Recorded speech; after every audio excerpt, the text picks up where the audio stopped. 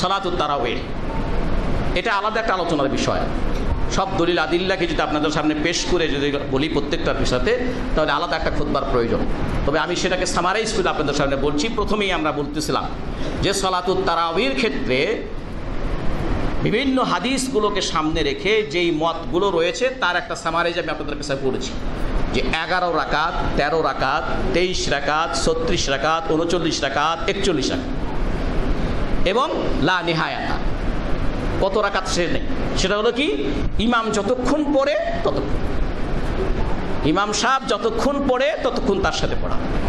এটাই অনেকের কাছে অত্যন্ত প্রণিধানযোগ্য অগ্রগণ্য একটি মত কারো কারো কাছে, যে রাসূলুল্লাহ সাল্লাল্লাহু আলাইহি ওয়াসাল্লাম বলছেন ইমাম যতক্ষণ পড়ে তুমি ইমামের সাথে যতক্ষণ তক পড়ে, ইমাম শেষ করলো তুমিও তার সাথে শেষ করে চলে গেলে, তোমার বাকি রাতও তোমার কিয়ামুল লাইল করলে যেই সওয়াব সেই সওয়াব আল্লাহ পাক লিখে দিবেন। তাহলে ইমাম সাহেব যদি 8 রাকাত পড়ে চলে যান, তার সাথে যদি আপনি চলে যান, রাসূলুল্লাহ সাল্লাল্লাহু আলাইহি ওয়াসাল্লাম বলছেন সারা রাত আপনি কিয়ামুল লাইল করলে যেই সওয়াব সেই সওয়াব আপনার আমার নামে আল্লাহ লিখে দিবেন। ইমাম সাহেব যদি 16 রাকাত মনে করেন, কথা কথা 16 রাকাত, 18 রাকাত, 20 রাকাত, অর্থাৎ তিনি যা পড়ে নামাজ শেষ করেছে, তার অর্থটা কি? অর্থটা হচ্ছে আপনি মুক্তাদি ইমাম সাহেবকে চাপ দিবেন না এত রাকাত পড়েন। রাসূল সাল্লাল্লাহু আলাইহি ওয়াসাল্লাম বলছেন যে ইজা সাল্লাল ইমামু ওয়া সাল্লা মাআহু হাত্তা ইয়ানসারিফ ফায়াকুনু বাকিয়াতুহু কাকিয়ামিল লাইলা কুল্লাহা।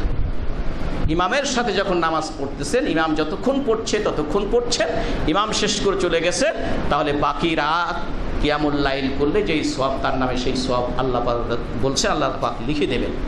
তাহলে এখান থেকে বোঝা গেল যে ইখতিয়ারটা ইমাম সাহেবের। আপনি ইমাম সাহেবকে বাধ্য করতে পারেন না যে 20 রাকাত পড়েন, আপনি ইমাম সাহেবকে বাধ্য করতে পারেন 11 রাকাত পড়েন, ইমাম যা পড়বে তাই, ইমাম যা পড়বে তাই। এই হাদিস থেকে সেটাই বোঝা যায়। 11 এবং 13 রাকাতের হাদিস, এটা রাসূল সাল্লাল্লাহু আলাইহি সাল্লামের আমল, রাসূলুল্লাহ সাল্লাল্লাহু আলাইহি সাল্লামের আমল। খুব ভালো করে শুনবেন, রাসূলুল্লাহ সাল্লাল্লাহু আলাইহি সাল্লামের আমল, এই আমলের উপরেই তিনি মৃত্যুবরণ করেছেন। এটাই রাসূল সাল্লামের সার্বক্ষণিক আমল ছিলেন। আয়েশা রাদিয়াল্লাহু তাআলা আনহা থেকে হাদিস, আপনারা বুখারীতে খুলে দেখতে পারেন কিয়ামুল লাইল এই অধ্যায়। আয়েশা জানা বলছেন যে রাসূলুল্লাহ সাল্লাল্লাহু আলাইহি সাল্লাম রমাদানে এবং গায়রে রমাদানে, অর্থাৎ সবসময় তিনি 11 রাকাতের বেশি আদায় করতেন না। আয়েশা রাদিয়াল্লাহু আনহা এই 11 রাকাতটা কিভাবে? আয়েশা রাদিয়াল্লাহু আনহা থেকে আরেকটি হাদিস আছে যে রাসূলুল্লাহ সাল্লাল্লাহু আলাইহি সাল্লাম 10 রাকাত পড়েছেন জোর করে, আর 1 রাকাত বেতের পড়ে তিনি 11 রাকাত পড়েছেন। তিনি 10 রাকাত জোর করে পড়ে আর 1 রাকাত কি বেতের পড়েছেন। এছাড়াও 2 রাকাত করার পড়ার হাদিস অসংখ্য রিওয়ায়াতে রয়েছে। আল্লাহর রাসূল সাল্লাল্লাহু আলাইহি ওয়াসাল্লাম সালাতুল লাইলি মাসনা মাসনা ফা ইন খিফতা আলা সুবহি ফাআউতির বিওয়াহিদা। রাত্রিতে নামাজ পড়তেই থাকবা 2 রাকাত করে, ফজর হয়ে যাওয়ার ভয় আশঙ্কা যখন হবে তখন 1 রাকাত পড়ে বেজোড় করে নিবা। তাহলে রাতের নামাজ 2 রাকাত করে পড়তেই থাকবে, ফজর হওয়ার ভয় হলে তখন যে এখনই অল্পক্ষণ এখনই ফজর আজান দিয়ে দিবে, তখন 1 রাকাত পড়ে বাকি সমস্ত রাকাতগুলোকে বেজোড় করে নেবে। সুতরাং রাসূলুল্লাহ সাল্লাল্লাহু আলাইহি সাল্লামের আমল আয়েশা থেকে বর্ণিত, আব্বাস রাদিয়াল্লাহু আনহু থেকে বর্ণিত আছে যে রাসূলুল্লাহ সাল্লাল্লাহু আলাইহি ওয়াসাল্লাম, আয়েশা থেকে আরেকটি হাদিস আছে এবং ইবনে আব্বাস রাদিয়াল্লাহু আনহু আরেকটা হাদিস আছে যে রাসূলুল্লাহ সাল্লাল্লাহু আলাইহি ওয়াসাল্লাম কখনো তিনি 13 রাকাত পড়তেন, কখনো তিনি 13 রাকাত পড়তেন। হিসাব এরকম 2 করে 12 1, অথবা 2 করে 10 3 রাকাত তখন বেতের। তো সুতরাং এটাই ছিল রাসূলুল্লাহ সাল্লাল্লাহু আলাইহি ওয়াসাল্লামের আমল, এটাই ছিল রাসূলুল্লাহ সাল্লাল্লাহু আলাইহি ওয়াসাল্লামের আমল, এবং এই আমলের উপরই তিনি শেষ নিঃশ্বাস ত্যাগ করেছেন। রমাদানে তিনি জামাতের সাথে পড়েছেন। এই দলিল কোথায়? এই দলিল হচ্ছে বুখারীতেই হাদিস রয়েছে যে রাসূলুল্লাহ সাল্লাল্লাহু আলাইহি ওয়াসাল্লাম এবং অন্যান্য হাদিস গ্রন্থে রাসূলুল্লাহ সাল্লাল্লাহু আলাইহি ওয়াসাল্লাম তিনি 23 তারিখে, এরপরে 25 তারিখে, এরপরে 27 তারিখে, অর্থাৎ 7 দিন বাকি থাকতে তারপর রাত পড়েন নাই, তারপরে 5 দিন বাকি থাকতে তারপর রাত পড়েন নাই, মানে 26 তারিখে পড়েন নাই, তারপরে 27 তারিখে, এই 3 দিনে রাসূলুল্লাহ সাল্লাল্লাহু আলাইহি ওয়াসাল্লাম সাহাবীদেরকে নিয়ে, প্রথম দিন যখন পড়েছেন লোকজন কম ছিল, যারা রাত্রিতে ছিল তারাই শুধু পড়েছে, এই খবর হয়ে গেল।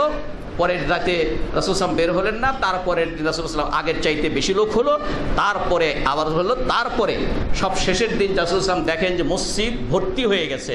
তখন আর রাসূল সাল্লাল্লাহু আলাইহি ওয়াসাল্লাম আর নামাজের জন্য বের না হয় একবারে ফজরে এসে তিনি বললেন যে আমি দেখেছি তোমরা সকলেই আমার জন্য অপেক্ষা করেছো, কিন্তু আমি ইচ্ছে করেই বের হই নাই, এই জন্য কারণ আমি যদি এভাবে কন্টিনিউ করতে থাকি তাহলে আমি আশঙ্কা করছি এটা তোমাদের জন্য ফরজ হয়ে যাবে। এই জন্য রাসূলুল্লাহ সাল্লাল্লাহু আলাইহি ওয়াসাল্লাম বাকি দিন আর কয়েকদিন এটা করেননি। এই চিন্তাটাই রাসূল সাল্লাল্লাহু আলাইহি ওয়াসাল্লাম মৃত্যুবরণ করার পরে আর ফরজ হওয়ার আশঙ্কা যখন থাকলো না, তখন আবু বকর রাদিয়াল্লাহু আনহুর সময়ও ওই যে রাসূল ওই কথাটা বলে বিষয়টাকে একটু হালকা হয়ে গেল। সাহাবায়ে কেরামরা তখন যার যার মতো করে একা একা করে, যার যার মতো 2 জন 3 জন 1 জন 2 জন করে, কেউ বাড়িতে কেউ মসজিদে, যার যার ইচ্ছা অনুযায়ী তারা আবু বকর রাদিয়াল্লাহু আনহুর সময় প্রায় 2.5 বছর এইভাবেই করেছেন। ওমর রাদিয়াল্লাহু আনহুর সময়ও, ওমর রাদিয়াল্লাহু আনহুর সময়ের প্রায় প্রথম 1-1.5 বছর 2 বছর এই অবস্থায় ছিলেন। একদিন আব্দুর রহমান ইবনুল কারি নামে একজন সাহাবী, তিনি বলছেন, এটা বুখারীতে হাদিস আছে, রাসূলুল্লাহ সাল্লাল্লাহু আলাইহি ওয়াসাল্লাম তিনি বলছেন যে আমি ওমর ইবনুল খাত্তাব রাদিয়াল্লাহু আনহুর সাথে মসজিদে গেলাম, মসজিদে যেয়ে দেখলাম যে লোকেরা যার যার মতো করে সালাত আদায় করছে। রমজানে যার যার মতো, কেউ কোথাও 2-3 জন মিলে জামাতে পড়ছে, কেউ একা একা পড়ছে। তখন ওমর রাদিয়াল্লাহু বললেন এদেরকে যদি আমি একটি জামাতের মধ্যে পুনরায় যদি একটি জামাতের অধীনে করে দেই তাহলে ভালো হবে।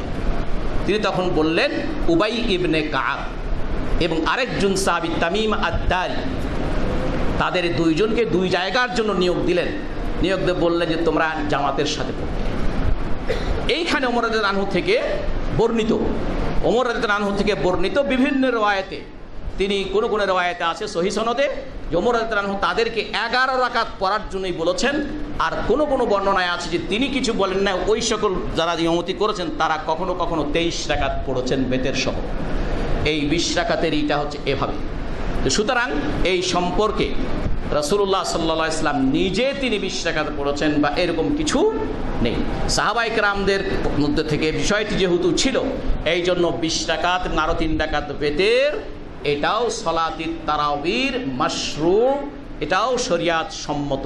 সুতরাং যারা এটা পড়েন তারাও ভালো করছেন, এবং যারা 11 রাকাত 13 রাকাত পড়েন তারাও ভালো করছেন।